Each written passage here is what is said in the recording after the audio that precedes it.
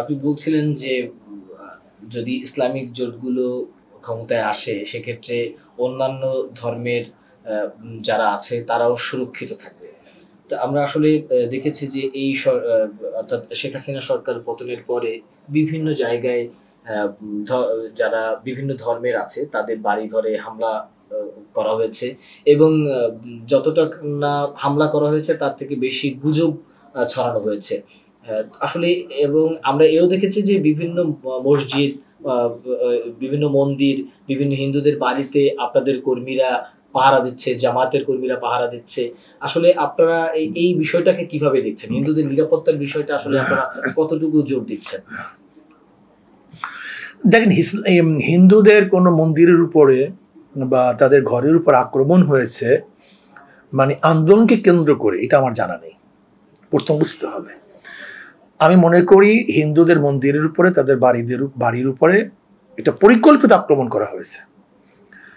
আমি হিন্দু ভাইদেরকে বলবো, আপনারা সুনির্দিষ্টভাবে আমাদেরকে দেন যে কোন এলাকায় কোন জায়গায় কারা আক্রমণ করেছে। কিন্তু আপনি ইদানিং দেখেছেন বহুত রিপোর্ট এসছে যে গুজব না, শুধু হিন্দুরা পরিকল্পিতভাবে নিজেরা মন্দির ভেঙ্গে, কেন তাদের মন্দিরের উপর আসলে তাদের আস্থা নেই, আসলে তাদের মূর্তির উপর তাদেরই আস্থা নেই।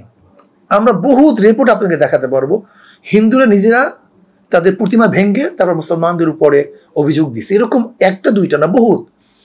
এইবারও সে অভিযোগ দিবে এরকম একটা আশঙ্কা আমাদের ছিল। এর ইসলামী আন্দোলন বাংলাদেশ এবং অন্যান্য সংগঠনের লোকগুলি বা সাধারণ জনগণ, মাদ্রাসার ছেলেরা তার আগের থেকেই মন্দিরগুলি পাহারা দিছে। যা চিন্তাও করতে পারবে না, আমরা যখন মন্দিরে পাহারা দেওয়ার কাজ শুরু করছি তখন কেউ চিন্তাও করতে পারে নাই ইসলামী আন্দোলন বাংলাদেশ এই কাজটা শুরু করছে, আমাদের করতে হবে, এটা আগে চিন্তাও করতে পারে, কারণ আমরা জানি তারা এই কাজটা করবে। কাজেই এখন হিন্দুদেরকে সামনে রেখে আওয়ামী লীগ ব্যাক থেকে নতুনভাবে এক হট্টগোল সৃষ্টি করার চক্রান্ত করতেছে।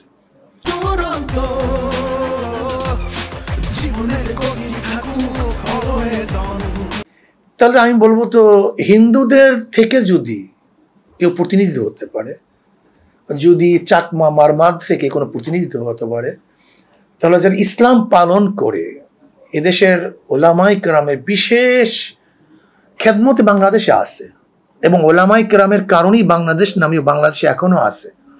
যদি ওলামায়ে কেরাম ইসলামের প্রতি উদ্বুদ্ধ না করতেন, দাওয়াত না দিতেন, তাহলে এদেশের তো মানুষ আর মুসলমান থাকতো না, সবাই তো নাস্তিক হয়ে যেত। এই দেশের ভূখণ্ড আমরা রক্ষা করতে পারতাম না, এপার বাংলা ওপার বাংলা এক হয়ে যেত। যে ওলামায়ে কেরামের সবচেয়ে বেশি খেদমত দ্বীনের প্রতি এবং দেশের জন্য, সে ওলামায়ে কেরামের প্রতিনিধি এতদিন ছিল না, এটা অন্যায় ছিল। এখন যেহেতু একজন প্রতিনিধি আছে, আমি মনে করি প্রতিনিধি আরো বাড়ানো দরকার। এবং শিক্ষা মন্ত্রণালয়, ডক্টর আফম খালিদ সাহেব শুধু একজন আলেমিন নন, তিনি একজন বিজ্ঞ পণ্ডিত ব্যক্তি। কাজে শিক্ষা মন্ত্রণালয় গণশিক্ষার দায়িত্ব হিন্দুদেরকে দিয়েছে।